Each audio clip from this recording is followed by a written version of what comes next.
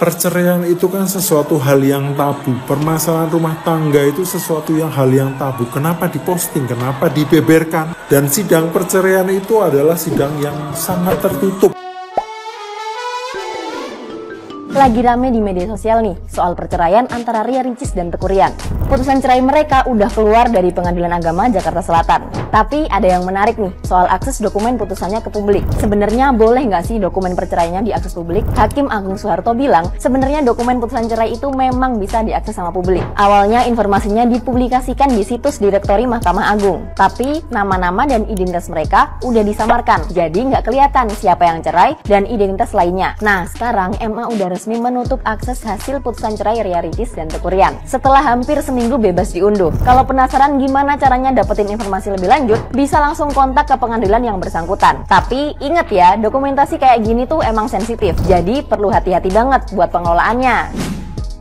Putusan cerai Ria Ricis kok bisa disebarluaskan di internet? Kenapa bisa semua orang tahu? Kenapa bisa putusannya itu dibaca sama semua orang? Kenapa semua orang tahu gitu? Bukannya itu masalah private dan segala macam. Nah, ini yang mau gue kasih tahu supaya kita belajar. Jadi sebenarnya teman-teman, ini sependek pengetahuan gue ya, correct me if I'm wrong. Jadi ada yang namanya Direktori Putusan Mahkamah Agung. Nah, di situ tuh ada semua putusan-putusan terkait perkara-perkara yang terjadi, mau dia pidana, mau dia perdata, tanah, PT-UN, antara lo menggugat negara dan segala macam tuh ada semua di sana. Tapi ada beberapa namanya itu yang disamarkan. Dan kalau misalkan lo nyari public figure nih, misal lo nyari public figure ini punya kasus gak sih dulu, makanya ada yang namanya SKCK kan, surat keterangan catatan kriminal gitu loh. Biasanya mereka itu pakai nama asli. Maksudnya kalau lu bersengketa gitu selalu pakai nama asli. Nah, artis-artis itu kan banyak yang pakai nama biken ya ketika mereka menjadi public figure, yang mana itu bukan nama aslinya sesuai KTP. Makanya sering banget lo nggak tahu ini siapa, dan sering banget juga disensor cuma ada tanggal lahir dan tanggal lahir, bulan sama tahunnya. Ingat gak sih waktu kasusnya cowok yang pacarnya Tiara dulu? Jadi sebenarnya putusan perceraian ini tuh bisa kita akses. Kalau kita ngomongin soal orang yang terkenal, kayak misal artis-artis yang dulu pernah bercerai, itu juga ada karena itu secara publik. Kenapa harus secara publik? Ada juga sih yang private kalau misalkan ada unsur-unsur tertentu yang nggak bisa dipublikasikan karena mereka itu menikah di atas nama negara. Jadi kalau mereka mau berpisah harus atas approval negara juga. Beda sama pacaran, kalau nikah kan lo di mata Tuhan dan di mata negara, makanya approvalnya harus pakai pengadilan. Kan kalau bercerai pengadilan agama dan segala macam. Cuma nggak semua case itu tuh putusannya bisa kita baca. Ada memang yang berkaitan sama rahasia negara, ada yang berkaitan sama tingkat militer tertentu yang mungkin nggak bisa kita baca dan nggak bisa dipublikasikan secara umum kayak gitu. Nah, kenapa putusan itu disebarluaskan?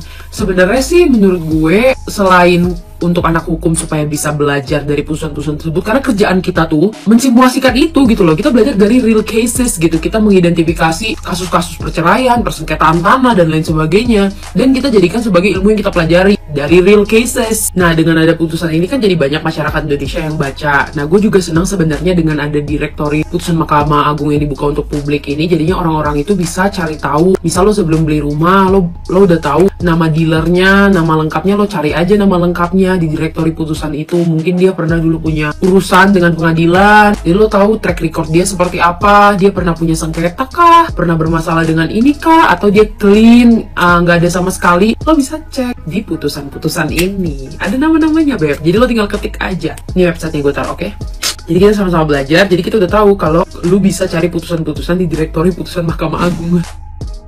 Lagi rame banget putusan cerainya Ria Ricis itu, wah di mana-mana ada, sebar semuanya. Kalian pasti udah baca kan alasan dia mengajukan cerai. Kok bisa sih putusan cerai sampai kesebar? Bukannya ini privacy ya? Jadi gini guys, yang namanya putusan pengadilan itu terbuka untuk umum. Jadi semua perkara yang udah putus itu bakal diupload di website Mahkamah Agung. Nah, kalau putusan cerai itu biasanya nama-nama pihaknya itu disamarkan, nama anaknya pun biasanya disamarkan. Jadi kalau misalnya kalian baca putusannya Ria Ricis itu anaknya namanya disamarkan disamarkan kan jadi cuman anak gitu. Jadi kenapa tersebar ya? Karena itu informasi umum, cuman namanya biasanya memang disamarkan. Nah, karena Ria Ricis ini adalah public figure dan perceraiannya itu diberitakan di mana-mana, jadi ya wartawan udah pasti tahu nomor perkaranya. Udah tinggal cari aja di Google atau di website Direktori Mahkamah Agung, tinggal cari aja nomor perkaranya, itu pasti langsung muncul. Tapi kadang ya nggak semua putusan itu ada juga sih, kadang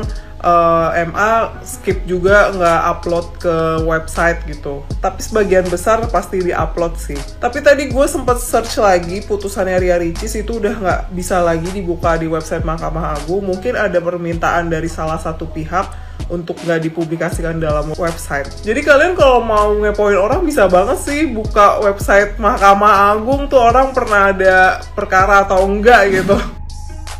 Berita yang paling heboh sekarang, heboh banget nih, rame berseliweran di sosial media saya, itu tentang perceraiannya Ria Ricis sama Tengku Rian. Nah, saya penasaran nih, akhirnya tadi pagi jam 7.28 saya membuka putusannya di Direktori Mahkamah Agung Republik Indonesia. Itu untuk perkaranya memang terdaftar di Pengadilan Agama Jakarta Selatan. Itu diregister pada tanggal 30 Januari 2024, kemudian perkaranya diputus tanggal 2 Mei 2024 dan diupload putusannya tanggal 2 Mei 2024 atau 5 hari yang lalu. Kemudian putusan tersebut sudah dibaca sebanyak 2.725 kali dan di-download sebanyak 623.766 kali. Kemudian berita ini heboh sekali di sosial media, rame membicarakan tentang perceraiannya mereka, bahkan menghakimi si Tengku Rian atau membela si Ria Ricis dan berbagai hal. Akhirnya terjadi kegaduhan dan Mahkamah Agung buka suara. Di prinsipnya di sistem informasi administrasi perkara nama pihak dalam perkara cerai dianonim atau disamarkan. Ini kata juru bicara Mahkamah Agung Bapak Soeharto saat dihubungi detik.com pada hari Senin tanggal 6 Mei 2024. Nah, Mahkamah Agung saja sudah mengatakan bahwa ini perkara ini untuk dianonim atau disamarkan identitasnya. Pertanyaan saya, kenapa netizen yang budiman itu justru memposting, menyebarluaskan kasus perceraiannya si Ria Ricis dengan Tengku Rian? Bahkan beredar luas menghakimi si Tengku Rian gini, membela Ria Ricis gini atau sebaliknya. Perceraian itu kan sesuatu hal yang tabu. Permasalahan rumah tangga itu sesuatu hal yang tabu. Kenapa diposting? Kenapa dibeberkan? Pertanyaan saya seperti itu. Dan sidang perceraian itu adalah sidang yang sangat tertutup, terbuka pada saat dibuka persidangan sama diputus perkaranya sama hakim. Di dalam ruang sidang itu, sidangnya tertutup, hanya dihadiri oleh ketua majelis, hakim, sama hakim anggota 2 orang. Kemudian ada panitera sama panitera pengganti. Kemudian ada para pihaknya dan kuasa hukumnya atau kuasa hukumnya. Kemudian ada saksi. Para saksi ini dihadirkan pada saat sidang pembuktian saja. Jadi di luar itu tidak ada orang lain yang mengetahui tentang perkara itu. Nah, sudah tidak selayaknya perkara ini jadi konsumsi publik. Kasihan Ria Ricis, kasihan Tengku Rian. Mereka masih muda-muda, masih punya masa depan yang panjang. Jangan sampai gara-gara netizen ini mereka jadi terpojokkan, mereka jadi merasa dihakimi dan sebagainya. Kita tidak tahu persis permasalahan rumah tangga mereka, walaupun sudah tertulis secara jelas di dalam putusan Mahkamah Agung. Tapi sejatinya kita tidak pernah tahu apa yang sebenarnya terjadi secara persis. Yang tahu hanya mereka berdua sama Allah Subhanahu wa Ta'ala.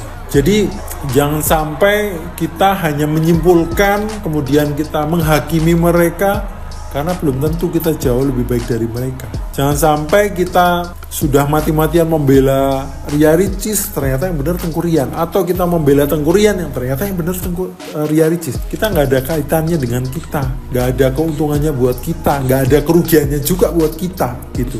Hanya saja saya sangat menyayangkan kenapa netizen itu posting tentang salinan tentang putusannya mereka. Kasihan, itu adalah aib. Kalau seorang suami istri tentu kan punya sudah bisa memahami sedetail-detailnya punya kelebihan dan kekurangan masing-masing secara persis. Bahkan pada saat sidang perceraian, apabila terjadi perceraian, itu pasti si penggugat itu punya pembenaran, tergugat pun punya pembenaran. Bahkan ada yang penggugat itu buka aibnya tergugat atau sebaliknya gitu guys. Jadi ini sangat disayangkan ini sampai diposting. Pesan saya guys, apabila Anda punya salinan putusannya atau punya videonya tentang perceraiannya mereka dan punya niat untuk memposting, please urungkan niat Anda memposting videonya. Atau kalau yang sudah terlanjur memposting, segera take down video Anda. Lindungi jari Anda, lindungi jempol Anda, lindungi jari Anda untuk menyelamatkan diri Anda dari perkara hukum yang mungkin bisa menimpa. Thank you guys. Assalamualaikum warahmatullahi wabarakatuh.